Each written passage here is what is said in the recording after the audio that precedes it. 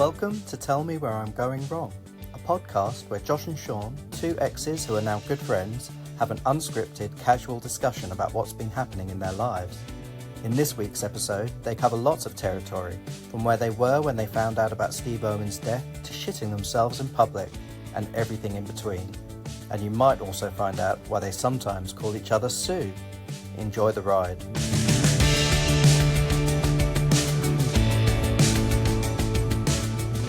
Hello, welcome to another episode of Tell Me Where I'm Going Wrong. This is a podcast where two exes, that's me and Josh, talk about pop culture, politics, love, life, illness, health, and everything in between. How are you doing, Josh? I'm fine, thanks. I think you've covered everything there.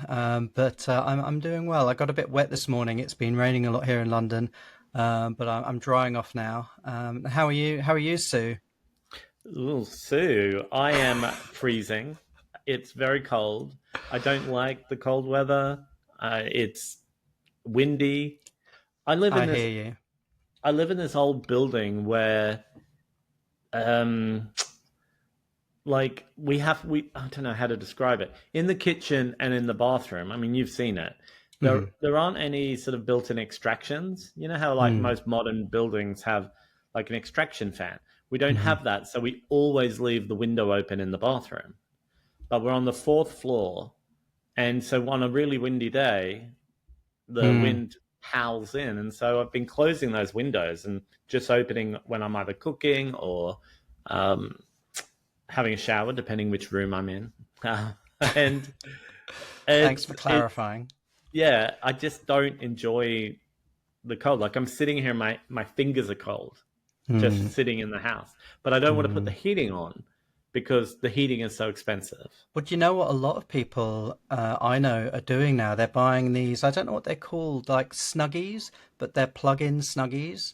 Because, it doesn't make sense for people, because there are so many people working from home now.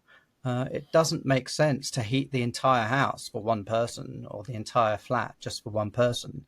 It's just not necessary. All you really need is that one person to feel warm. And so, sure, you can dress up in lots of clothes, but a lot of people are buying these little plug-in Snuggies. So they're like, these like blankets that zip up around you, but you plug them in. They've got a very sort of low voltage heater, and people are swearing by them. They're saying they're just like, it's amazing because you don't have to heat the entire room even, let alone the whole house. It's just keeps you warm. Do you have to have them plugged in the entire time you're wearing them? I think so. I don't know. There might be some models out there that you sort of charge up with a USB or something. I don't actually know. I haven't researched them myself, but hasn't come to that yet. But it might be a good option for you if you're home alone a lot in the day, working from home, rather than heat the entire place.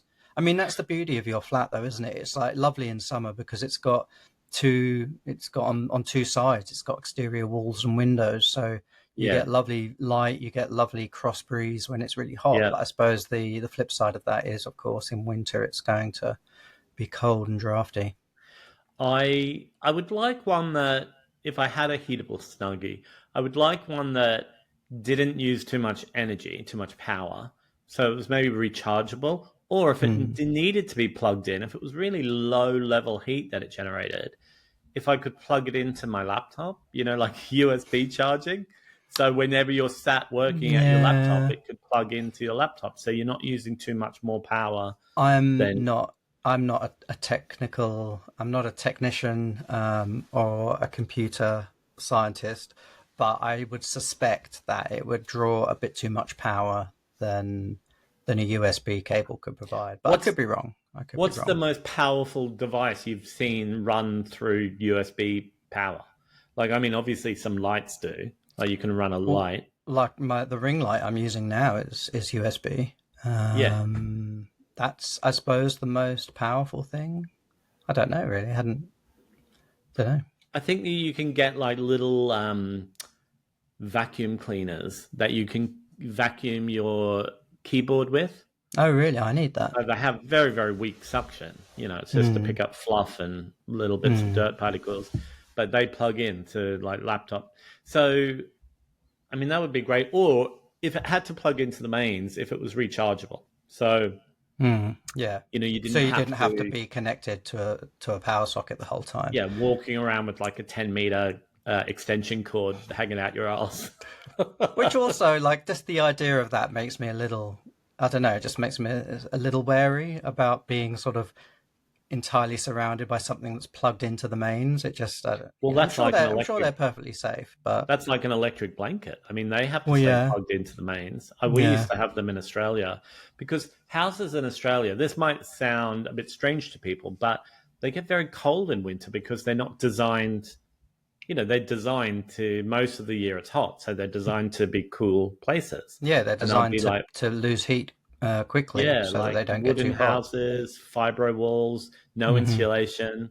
And so it would, if it was like, I don't know, 13 degrees outside in the middle of winter, which doesn't seem cold to people in lots of parts of the world, Which but it would for be, people in America is what, probably about 55 or something, or low 50s. Like not cold, but not warm either. yeah. But if that was that temperature outside, it would be that temperature or colder inside Yeah. in the morning in your house in Australia because there was just no heating or insulation. So all of the heat that was in the house overnight is gone and the cold Mm. is seeping in. So you would wake up freezing. I mean, remember when we lived with Michelle for a little while in Corinda? I mean, Mm. you'd wake up in the morning I mean, I think I've been colder in houses in Australia than I've ever been in a house in the Yeah. UK. Oh, definitely. Because yeah, most of the houses here in the UK have good, well, not great insulation, but they're built with some level of insulation. Most of them are brick built as well, so they'll retain heat. But yeah, and that house in Corinda that we lived in with Michelle, that was an old Queenslander style house. So, you know, it was raised up on stilts, so it had all that empty Hmm. space underneath. And so, yeah, it felt often colder. It often felt when you went outside in winter days, it often felt warmer outside than Oh yeah, in. for sure. You'd go outside to warm up, and it had the old veranda or patio that wrapped around the front of the house had been closed in, but closed in with just glass louvers, like And that those. was our bedroom. Yeah, and that was, and some of them were broken or replaced with just bits of cardboard, so Yeah. it would just be cold or wind. Yeah. And I mean, that house was a bit of a money pit situation. Like when the roof caved in, there was a Do you, skylight that caved in.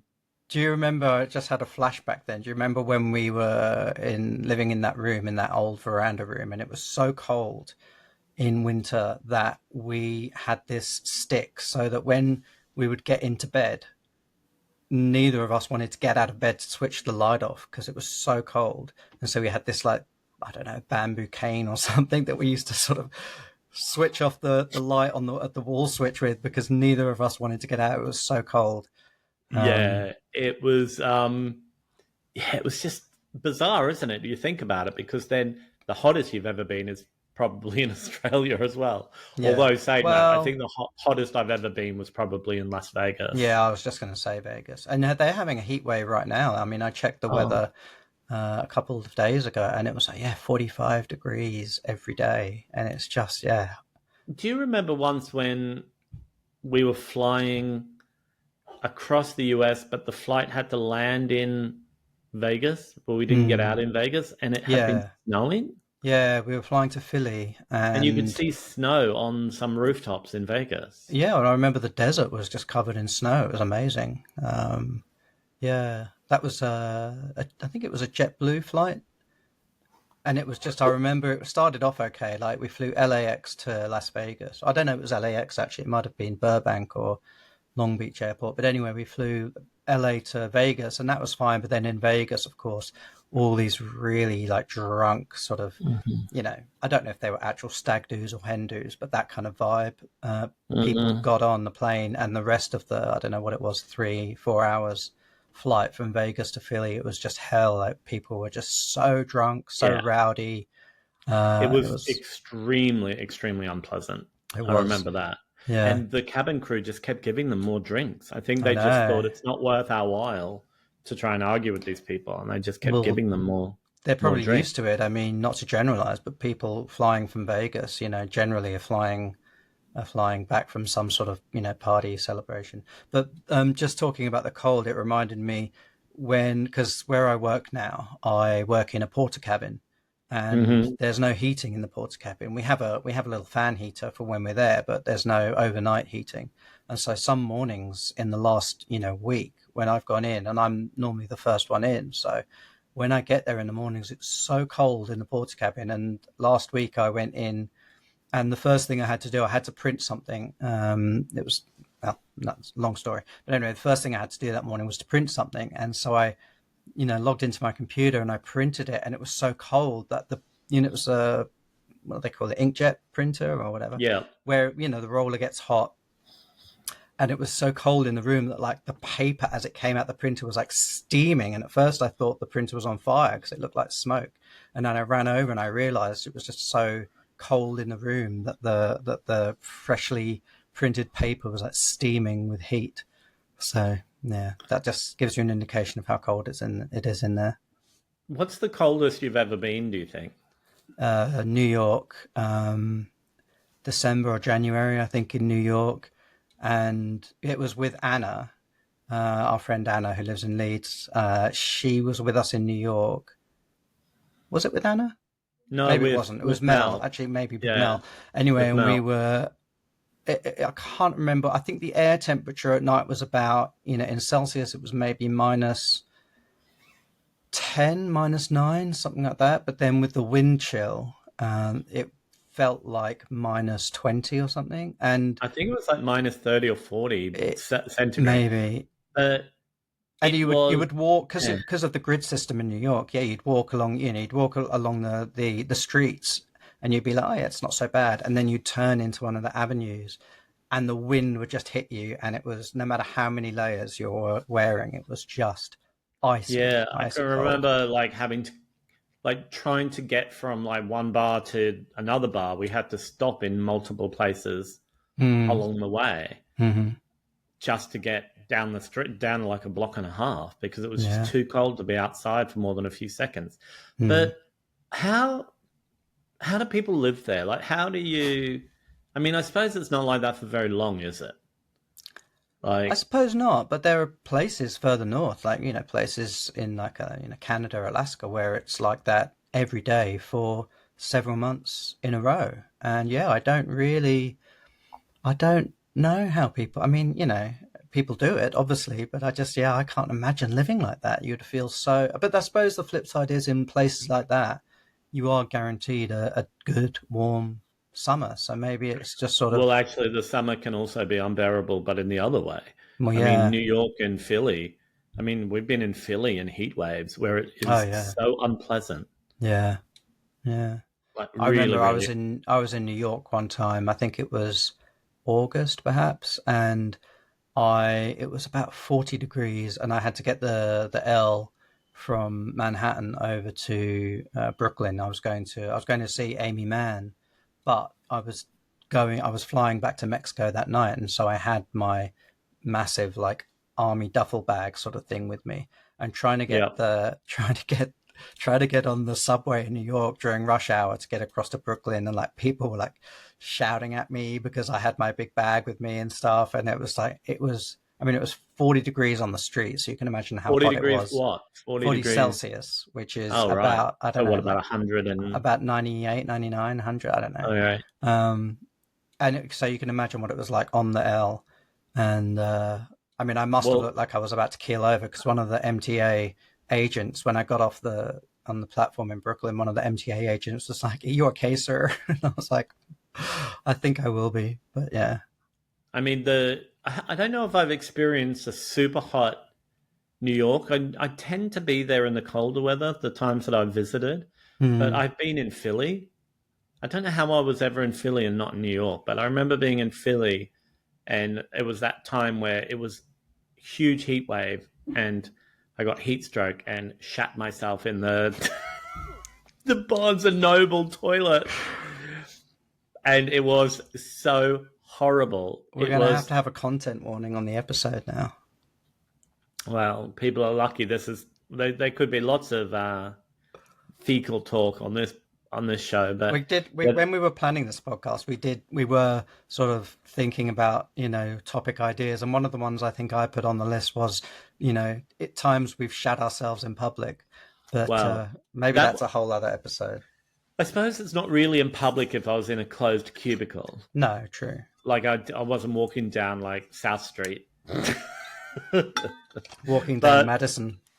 But I had to, it was a disgraceful scenario that I couldn't. I had to walk away from there with no underwear because it was out of control, and so it was not in a good way. One of the hottest days of my life, and I was like in the recovery of having explosive diarrhea, and I had no underwear on.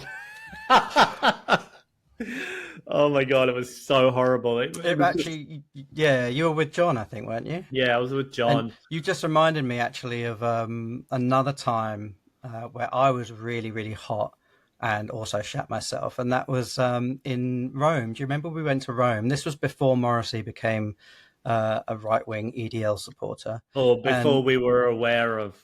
Yeah, maybe before we were aware of the extent of it. Anyway, we went to Rome to see him play, and it was a heat wave, and it wasn't even summer. I think it was maybe like April, May, and it was so hot in Rome, and it was just unbearable. I think we bought tickets to go on one of those, tourist buses, and I think we stayed on for maybe 3 stops because it was so unbearable. And that was actually maybe one of the hottest I've ever been in my life. Yeah, it was. It was over 40 degrees every day, and it was dangerous. People were dying. It was just, and we were staying in a hotel where they had aircon in the room. Do you remember? And you couldn't control the aircon yourself. You had to call down to reception every time you wanted the aircon switched on, and they would switch it on for an hour. And of course, I think it was only, I don't even think it was an hour. I think it would come on for 20 minutes. Maybe. And then we had to, it would take a few minutes to like kick in, and then maybe after 10 minutes you'd start to feel a little cooler, and then it would cut out. And so all through the night you would just wake up because you were dripping with sweat. Wake up, call down to reception. They'd switch the aircon on, then you'd kind of drift back to sleep, and then an hour later you'd wake up. Yeah, and it was just and it was awful. like when the aircon cut out, it didn't go from I'm cool and then slightly. It went from cool to like oven. Yeah, instantly as soon as the machine stopped. Yeah, and then it was horrible. But why did they do that? So because there was an energy crisis, or I don't know, because it was a cheap hotel. Because it was a cheap hotel, yeah. They were just saving on energy costs, I guess. But I remember, we were in Piazza Cavour, which of course is from the Morrissey song, and I think it was just so hot. Well, do you remember the actual gig was in an outside amphitheater? Unbearable. And it was like hot air. Like, so not only was it's like when you open the oven, when you open the oven, and it's like hot air blowing. So it wasn't in the daytime; it was a nighttime concert, and it was like hot air blowing on us. Plus the air temperature, just if there was no wind, it was probably about 44 degrees. Mm-hmm. And then Morrissey came on stage, dripping wet, like before he'd even started. It was so unbearable. Like it was really quite unpleasant. To be there. I just I didn't enjoy it at all. See, like in Australia, I've been hot, and obviously I grew up in Brisbane where it can be like 36 degrees in summer, but I don't know, there was different. Like that Rome heat was on a level I've not really felt before.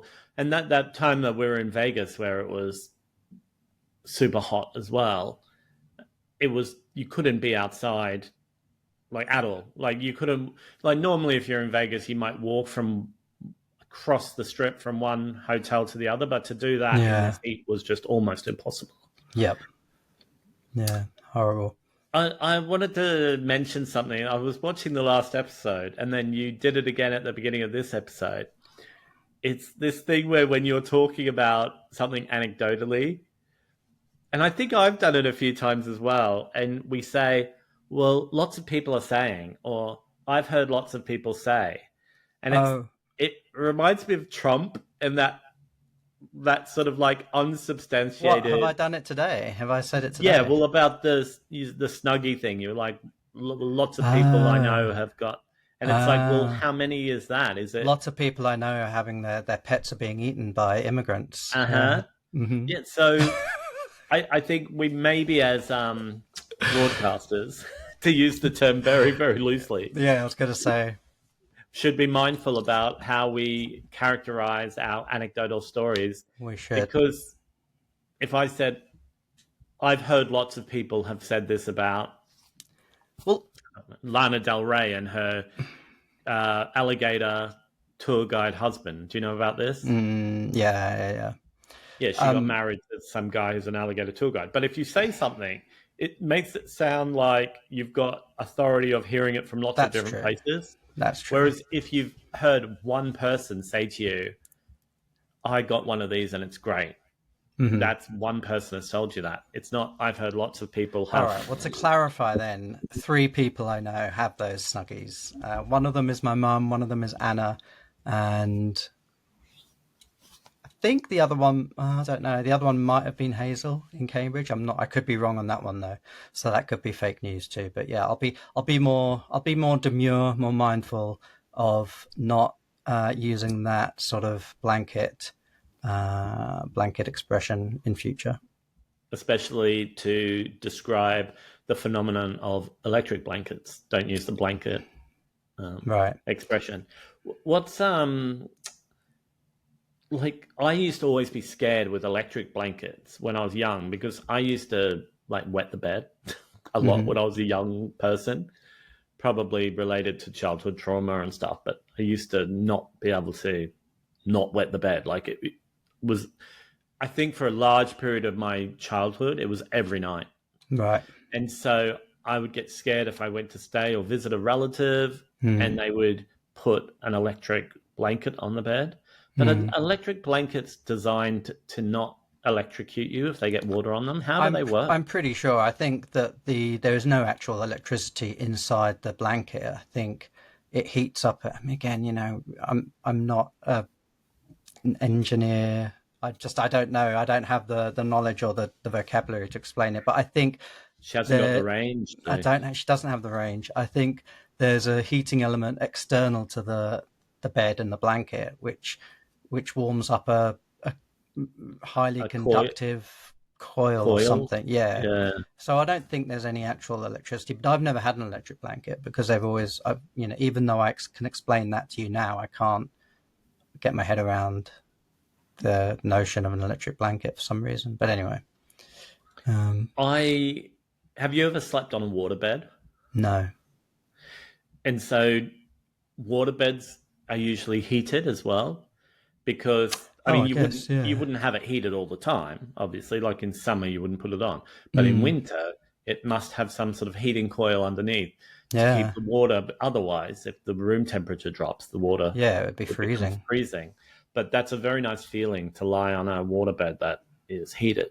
Yeah, I bet. I don't know if waterbeds are good for your posture, you know, like your spine or your posture or anything. I can't imagine they would be that supportive, would they? Or I have no idea. Now, listen, I want to ask you. You went to a gig on Saturday, didn't you? You went to see John from Rocket from the Crypt / Hot Snakes. Yeah, / the Night Marchers. How was it? / 20 other bands. Amazing. Have you ever been to that venue in Hackney Central called Oslo? No, I don't think so. It's right next door to the entrance of Hackney Central Overground station. Okay. Train station. And it is above a pub, and it's a very small room. I'd imagine you'd only fit about 100 or 200 people in there. It wasn't super crowded. It was maybe about half full, but everyone was spread out. So the room was full. Maybe for those listeners, watchers who don't know who John Reese is, do you want to just summarize who he is quickly? Yeah, he is a musician and band leader and bar owner, and he does lots of different things. But he is the lead singer of a band from San Diego called Rocket from the Crypt. And they're one of my favorite bands. And they still exist, even though we went to their farewell gig many, many years ago. Was that in 2006 or? Yeah, I think 6. Yeah, and it Yeah, was we went. Halloween, wasn't it? It was. I don't know if it was on Halloween night, but it was Yeah, right well, around Rocket from the Halloween. Crypt used to famously do a Halloween show every year in San Diego, and so for their farewell gig, they did a farewell show in San Diego. It was in like the ballroom of a The big hotel hotel. downtown, and so, but since then they have reformed and they do sporadic gigs. Like we went to see them in Paris after they reformed, and it's when I got pneumonia at the top of the Eiffel Tower. That's right. Yeah. It was that trip where I became, well, I nearly died in hospital from pneumonia days after seeing Rocket from the Crypt. But they still tour. There are some upcoming Rocket from the Crypt shows in the US coming up. There's another one I think in Halloween in San Diego this year. But this show you went to on Saturday, that wasn't Rocket. That was John No. Reese solo. Yeah, it's called Swami. Well, the band is called Swami and the Bed of Nails. So apart from being known as Speedo from Rocket from the Crypt, that's his band name there. He also goes by the name Swami, and that's the name of the record label, Swami Records. I think he also played a character called Swami on some cable TV show. No, I think I've got that right.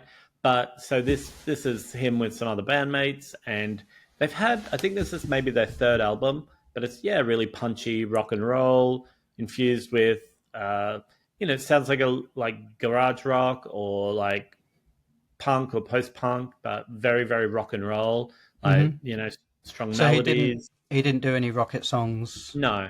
Okay. No, he only did stuff from this band. I mean, the album, it's all very fast. Like the album lasts for, I think it's like 9 songs and it goes for about 23 minutes. Oh, wow. Okay. It's a really, really fast album. And that's how the show was played. He's such a funny guy. He's really entertaining. He, tells stories and cracks wise cracks all through the show. But then the music is so amazing. I had one of the best times. Like I just was like smiling ear to ear the whole time from the minute they came on. I just couldn't believe it. I was so blown away. And it was just, I suppose sometimes when you have events like that or experiences like that, it kind of takes you back to when you're a bit younger.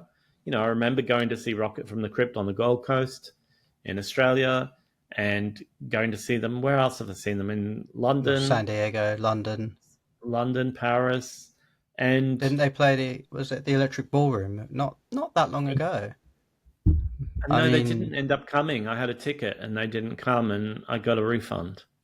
I don't know what happened. No, I remember going to see them at the Electric Ballroom. Oh, that was probably about 4 years ago, wasn't it? Yeah. Maybe it was pre-COVID, actually. Yeah. So, was it the ballroom or was it somewhere else? It was the ballroom. Was it the forum? Okay. I've seen them, I think, with you at the ballroom. Okay. Yeah, but that was a while ago. And yeah, they were meant to come again recently within the last 2 years or so. And I remember I had tickets for it and then ended up getting a refund because they didn't come for some reason. I remember years ago when you and I went to Baltimore, the one and only time I've ever been to Baltimore. We went to was it the Museum of Modern Art or just the Museum of Art? I can't remember what it's called. It's right on the harbour in Baltimore. We went there because there was, I don't know if there still is, a huge sort of 8-foot statue, not sculpture, but a statue, I suppose, of Divine. And we went, and I can't remember what the entrance fee was, but I was wearing either a Rocket from the Crypt cap or T-shirt or something. I was wearing something with the Rocket from the Crypt logo on it, and the guy at the ticket desk, he was like, "I'm letting you in for free because you're wearing a Rocket something or other." Do you remember? Oh, okay, yeah. Was it something like, or he didn't charge us the fee to take photos or something? Because maybe. Yeah, they had like a thing where you could pay. Oh yeah. Take photos. That was it. Yeah. And maybe they didn't, or you weren't allowed to. And he said, "Look, I'm going to turn a blind eye because you're wearing this Rocket thing." Maybe. But yeah, that final Rocket from the Crypt show back in 2006, that didn't end up being the final show. What did you dress up as? Remember, everyone went in fancy dress. Well, it's a bit problematic now through today's lens, but I went as a Guantanamo Bay inmate What? because they had, in my defense, they had an album. What was it called? Live from Camp X-Ray. Live from Camp X-Ray, which is, of course, a reference to Guantanamo Bay. And so I had, the orange jumpsuit with Camp X-Ray sort of stenciled, iron-on stencil sort of thing. And I think I maybe put the number 666 or something, I don't know. RFTC 666 is like my prisoner number. Hilarious. I mean, not very appropriate, really. But anyway, who did you go as? How else did you indicate or signify that it was that? Was that it? Was it the Camp X-Ray? I think on the back maybe I had big stencils saying Camp X-Ray. Oh, okay. Yeah, I went as Steve Irwin. So if anyone doesn't know, you had a blow up crocodile. Yeah, Steve Irwin was a famous Australian ecologist and broadcaster who also owned a zoo or animal. I don't know. It's a animal zoo. Park. Australia's zoo. Yeah, animal park.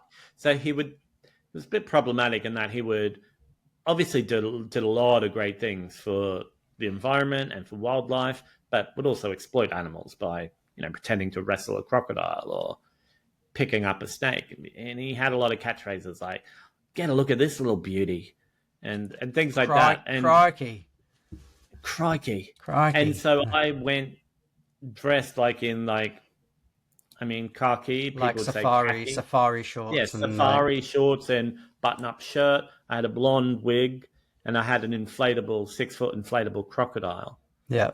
And I was walking around, and everyone's like, I mean, obviously, spoiler alert if you don't know, Steve Irwin sadly died, where he was stung, or his heart, I think, was punctured by a stingray while he was filming a documentary, or maybe he wasn't filming a documentary. Maybe he was just out for a swim. It was on film, though. It was being filmed. Was it? Yeah. But this was years before he died, right? A couple of years before he died. Mm-hmm. Maybe only a few years before he died.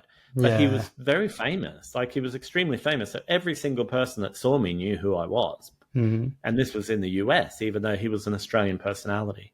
He was really well known in the US. He was married to an American woman, wasn't he? Yeah, Terry. And she still runs the animal zoo thing and Australia Zoo. But yeah, everybody knew who I was, and people were like, "Oh, Steve Irwin." And I got in the lift with some of Rocket from the Crypt at the hotel, because where the show was also the same hotel where all the fans were staying. Mm-hmm. And Rocket from the Crypt was staying. And they were like, "Oh, give us your best Australian accent." And I was just talking to them, and they were like, "Oh, that's rubbish." And I was like, "But I am Australian." And they were like, "No, you're not. You don't even sound Australian." I was like, "Yeah, I am. I'm Australian." And they wanted to take my alligator and take it swimming in the pool after the gig, some of the band, and I wouldn't let them. And I was a real party pooper. And why not? Well, I wanted to keep it. I knew that if I let them take it to the pool, that it would be destroyed. Yeah. And it was a really expensive inflatable crocodile. Do you still have it today? No. That's the thing. I have no idea how long I had it for. I think it slowly got a puncture and it would never stay inflated. But I can remember being really sad when Steve Irwin died. I cried. I remember exactly where I was. I was temping in Brisbane. I think we were just getting ready to go to New York, actually, for that trip that we referenced earlier on, when it was minus 500 degrees or whatever. And I was temping in I don't even know what kind of business it was, but it was some boring corporate job. And I was temping, and it was really menial, repetitive, horrible work. And there was the woman, I think her name was Gay. A lot of women in Australia called Gay. It was a really popular name. Weird, isn't it? In the sort of the 50s, I think. But Gaye. But anyway, I was working in the office, and then, Gay was quite a sort of colourful character. She was quite loud and chirpy. And we were all just sitting there, quietly tapping away on our keyboards, doing our tasks. And she goes, "Crikey." And everyone sort of looks up and she goes, "Crikey, Steve Irwin's dead." And like she didn't get the kind of, I don't think she got the response she wanted the first time, because obviously she was referencing one of his famous catchphrases. And so like all day I would just hear her go into like, the tea room. She'd be like, "Crikey, have you heard about Steve Irwin?" So Horrible. yeah, awful. Horrible. I hate those. I mean, I've got lots of stories of those horrible corporate environments. Yeah. But yeah. We were that house we were talking about where we lived with Michelle and Corinda. I was in that front room. Do you remember where the computer used to be set up in the front room? I was there, and that's where I read about it online. I probably read about it on Perez Hilton. Crikey. But I was really sad. And I never expected, if someone had asked me, "Oh, would you be sad if Steve Irwin died?" I would have thought, "Oh no, like that's sad." But when I read about it and I was sat there on my own with my own thoughts, I started crying. Like I found it really sad. And obviously there were elements to the story that maybe made it sadder, that even though he exploited animals in some ways, he was a big champion of animals. And obviously conserving land. He used to spend a lot of the money he made on buying land to protect it. Yeah. Also the fact that he was loved by people who were so open about it, and like his children and he his had wife. young children and stuff. Yeah. And he just seemed like a decent person. Like I don't know really, who knows how anyone really is, but he seemed like a nice person. He didn't seem to have like a mean streak, or he wasn't sarcastic. He was just seemed like a nice person, and it just felt sad. And I suppose the poignancy or the irony of being killed by an animal led some sort of gravity to it. But his children, well, his daughter Bindi went on to become a minor celebrity in the US as well. She was starred in different TV shows, and I don't know if it was. Didn't she release music as well? Am I imagining that? Yeah, and then his son. Is it Robert? No idea. He still, like, they still work at the zoo. Like, you can go there and... Is it still called Australia Zoo? Is that... I think so. And I think the family are all still there, and they come out for, like, the 12 o'clock crocodile feeding show and the this, that, and the other. But I don't know how old he is now, that kid, but he was a baby, I think, when Steve Irwin died. Oh, very small. Do you remember he used to take his son into the crocodile enclosure? Vaguely, yeah. I mean, I never used to really like his stuff, because it was, for all of the sort of conservation and reintroduction of animals, there was a lot of animal exploitation in his body of work, and of course, including Australia Zoo. So I never used to really that's the thing, like, that much. I would never have watched any of his programs, but he was so famous that I just absorbed and knew everything about him just through popular culture. So it wasn't that I knew, I would know that because it was on the news or gossip sites and stuff like that. But I didn't ever sit down and watch like a 1 hour documentary by him. And it was very cheesy. Like he would pretend to sneak up on a black belly snake or something and catch it with his bare hands. And, there was obviously an element of it being highly staged.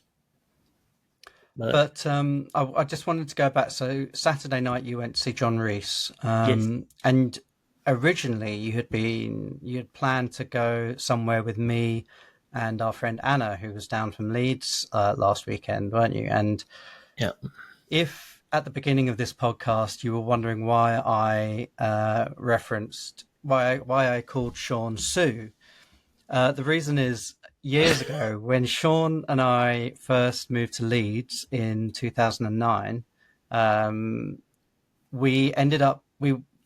long story short, Sean was doing a sort of semester, a term at the University of Leeds through his Australian university. So we were going there for 6 months for his studies.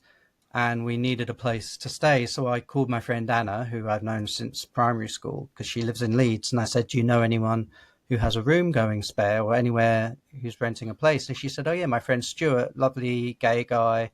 You'll love him. He's got a room in his house available. So we ended up moving in with Stuart in Armley.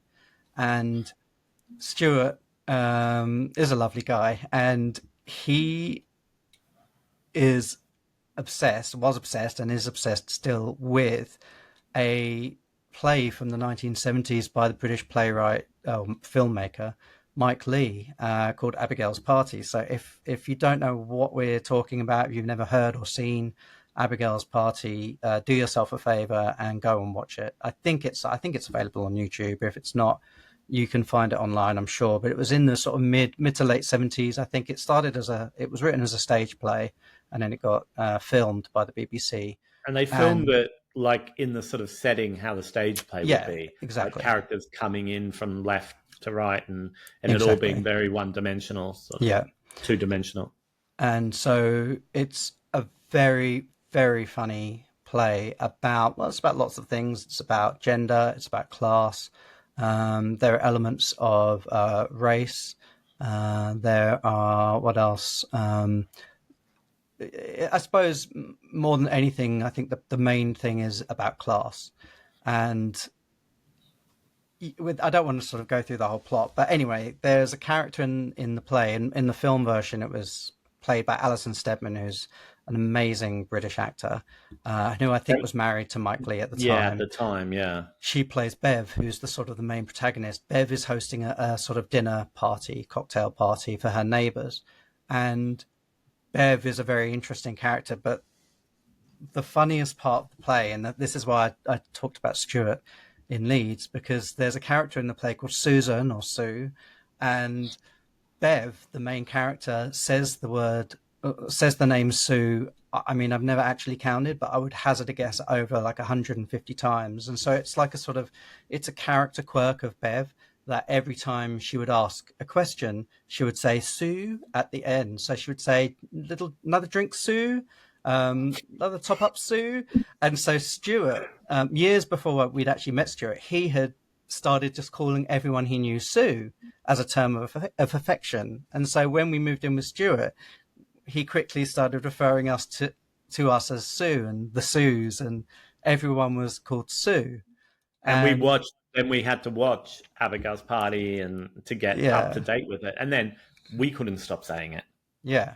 Yeah. And I mean, I'd watched it at school. If you were at school in the UK in the 80s, Abigail's Party was like a standard sort of text, or not text, but a standard film/play that you would watch in drama studies.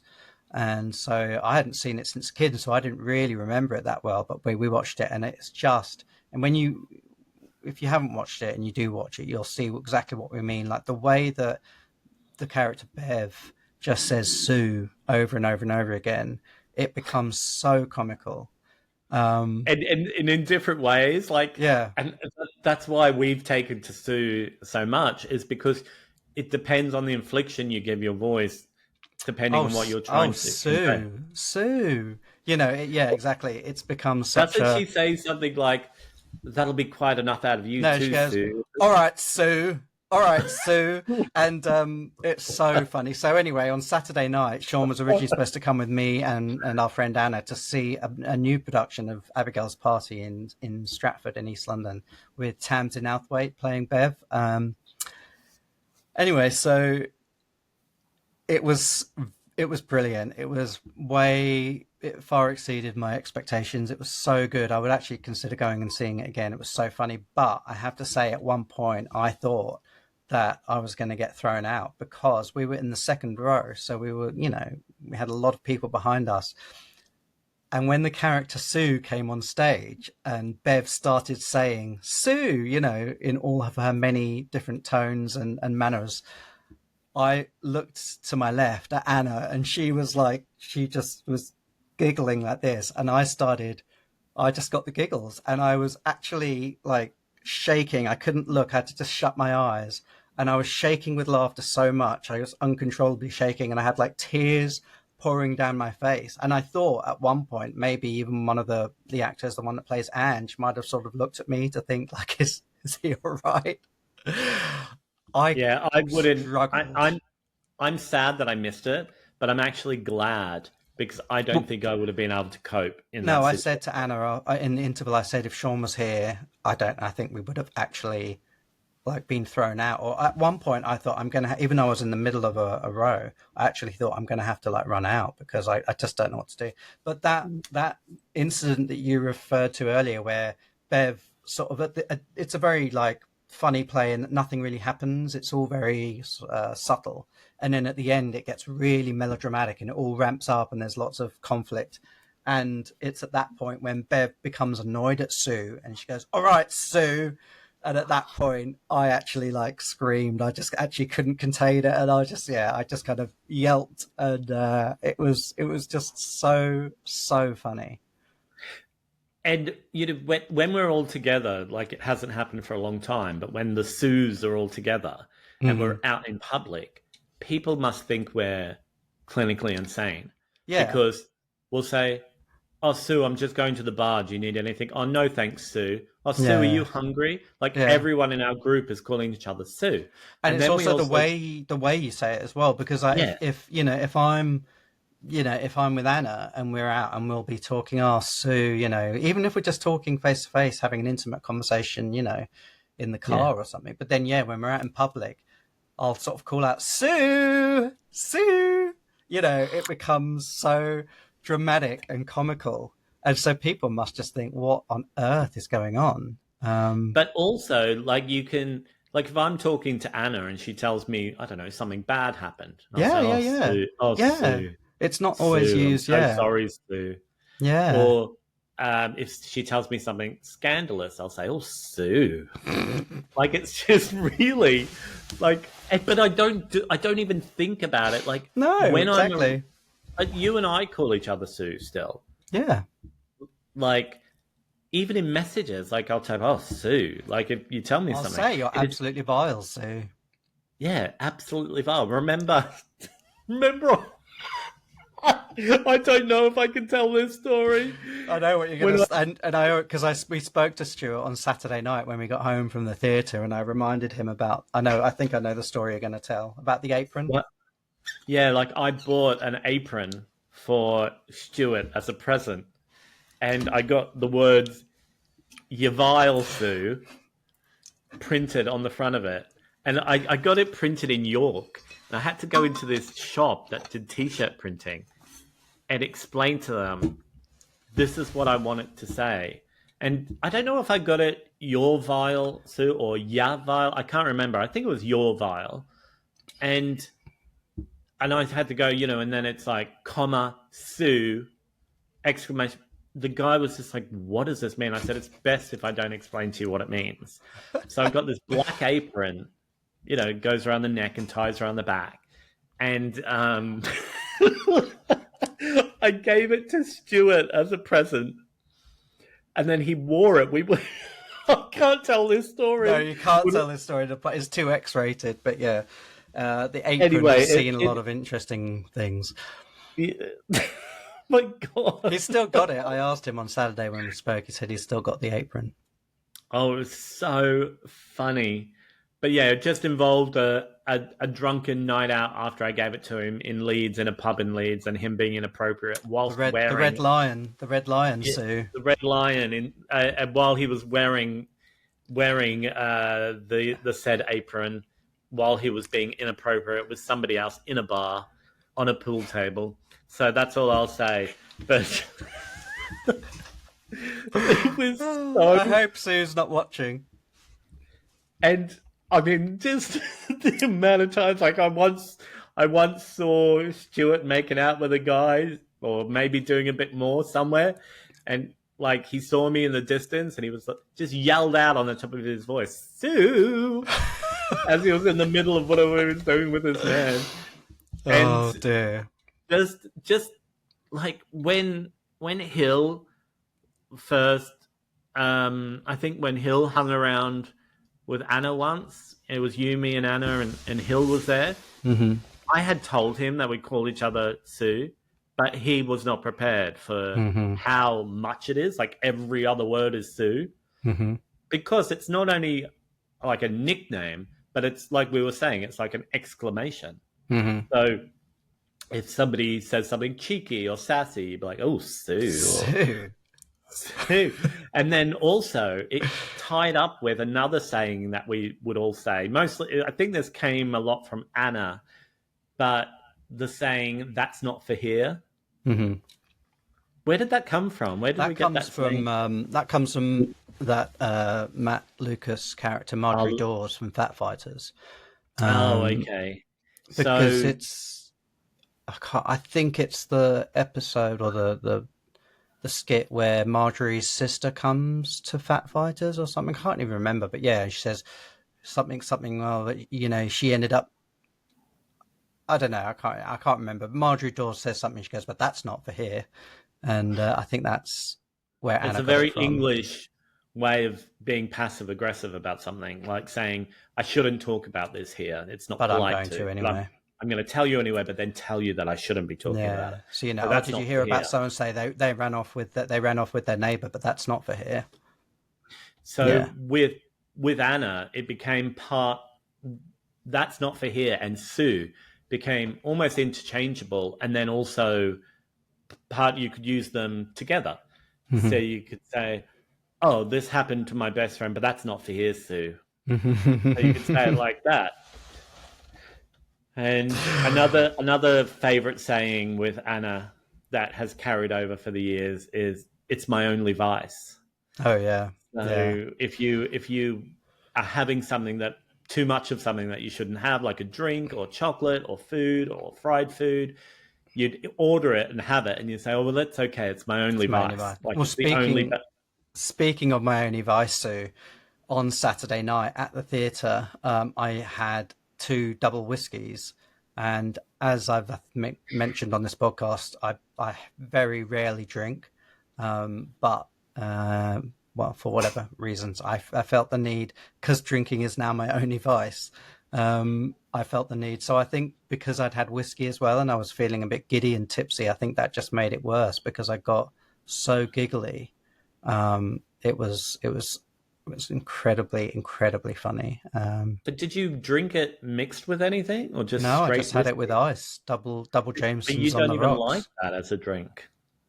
I know, but I didn't know what else to order. I didn't want to drink wine. Anyway, I felt wretched the next day, and that was a day I had to host the open mic here in London, and I felt absolutely wretched, and I remembered why I don't drink, because I just can't. Do you feel like maybe you were, what's not subconsciously, or maybe the Abigail's party put you in the mood to have like a little drink, because all through it the character keeps saying, "Another drink, Another Sue." drink, Sue. It'll top up, Sue.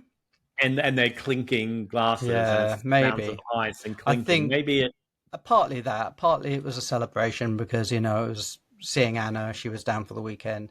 Partly, I think I'd had a pretty challenging week in some ways, and I think I just needed to blow off some steam. And it's my only vice, Sue. So, yeah.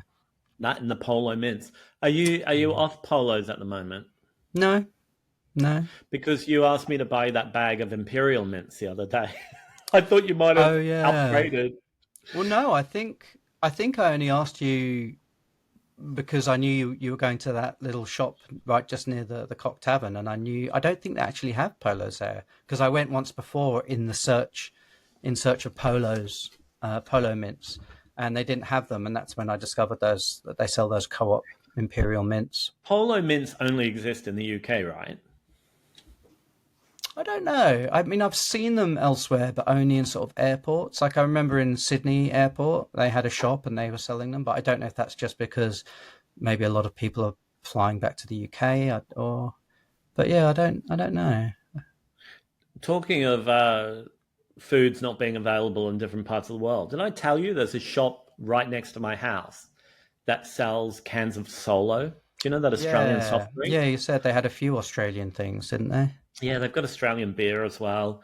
And I mean, like those biscuits, Tim Tams, those cookies. But I it got me on this like whole solo memory lane kick. Do you remember any of the TV adverts that used to be for this No. drink? This drink was marketed in Australia in the 70s and 80s as a drink, a soft drink for men. It was, they would say, Solo, it's a man's drink.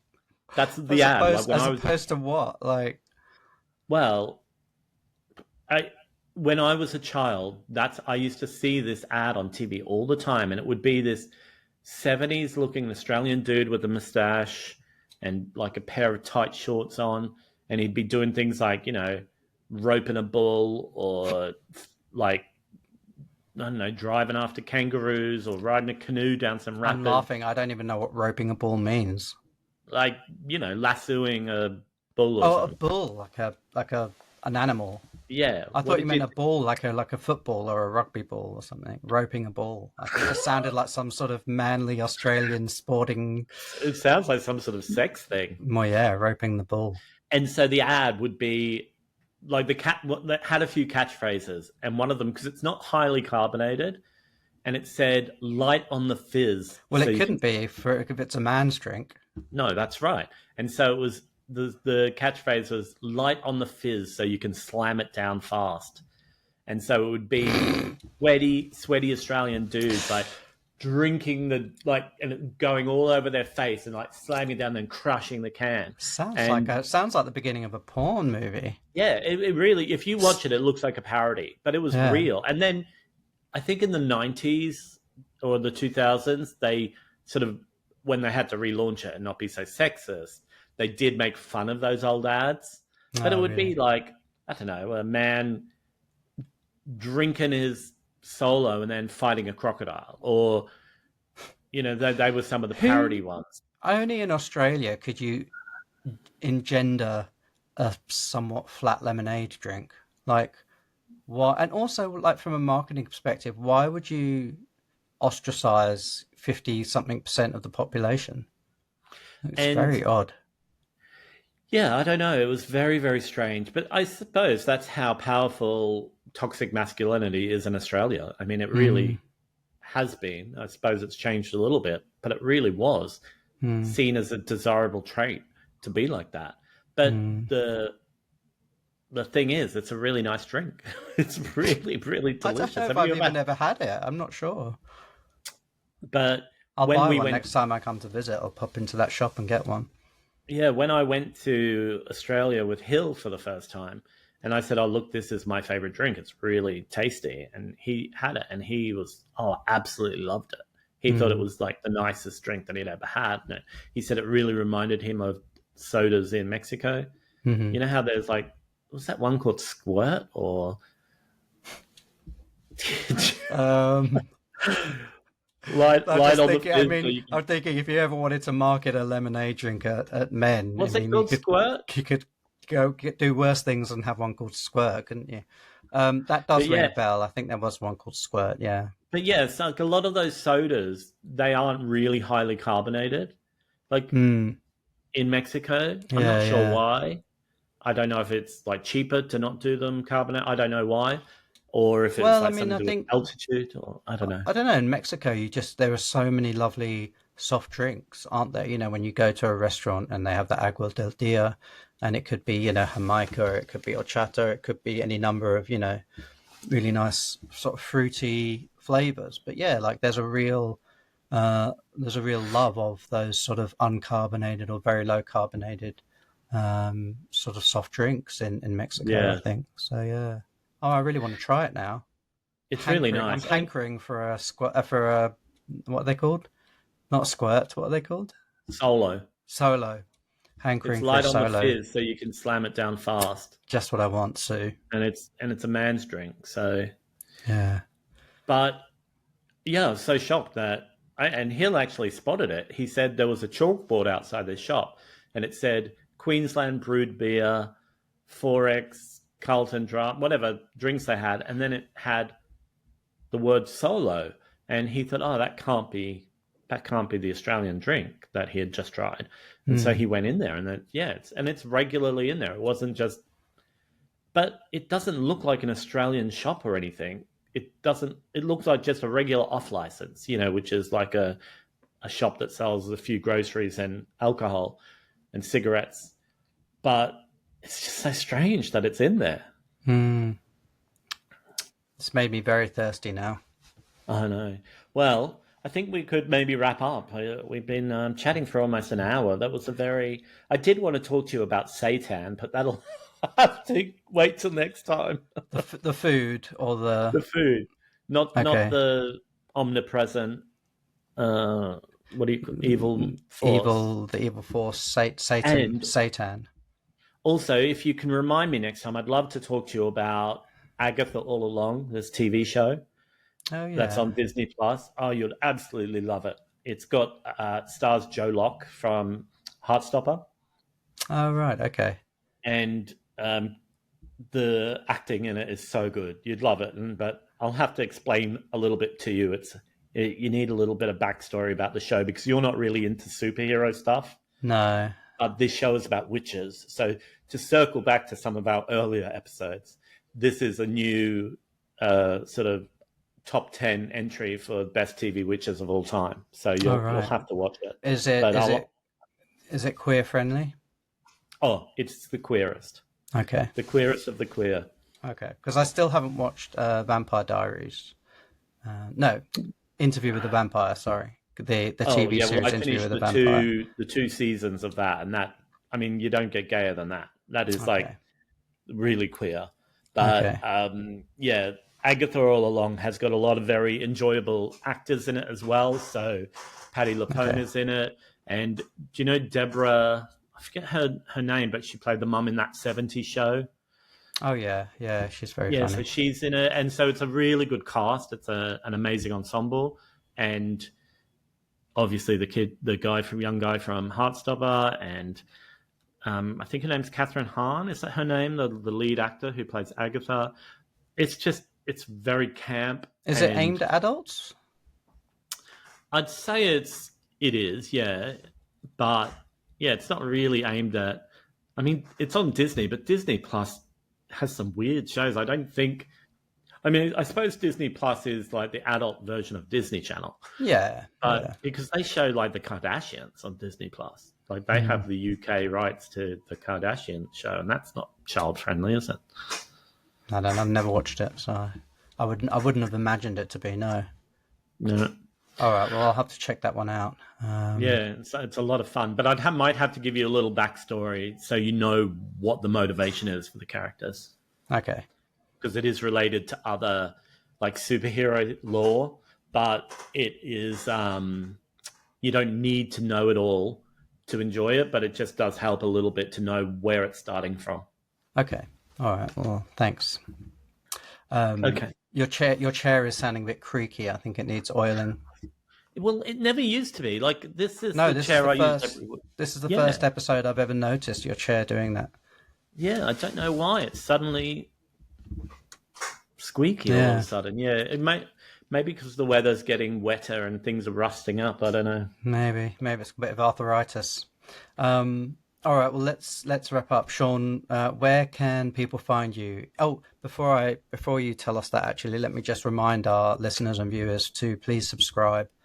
Whether you're watching this on YouTube or listening to it on Spotify, you can subscribe. Also, drop us a comment. You can leave comments on YouTube, obviously, but also on Spotify. You can leave comments on the episode. So just drop us a note, tell us what you thought, and we'll reply to you. It helps drive the algorithms up. But yeah, sorry, Sean, where can people find you? You can follow me on Instagram, fatgayvegan, a few other platforms as well, but mostly Instagram. Great. And how about you? So people can find me on Instagram at joshandthejumpstarts. And by the time this episode airs, my second single should be live. It's called Over Again. And it's a song written from the perspective of my heart about falling in love over and over again and being sort of addicted to desire. But it's done in a very kind of 80s, The Cure, The Smiths kind of style. So hopefully you will like it, but please go and stream that on Spotify or all other streaming platforms too. Addicted to desire, Sue. It's your only vice, Sue. Well, that and the occasional whiskey, Sue. But that's Okay, not for here. No, it's not for here. Thanks, everyone, and we look forward to chatting with you again next time, or chatting at you. And have a wonderful week. And yeah, we'll be back in your safe. feeds next week. All right. Bye, Sue. Bye. Bye, Sue.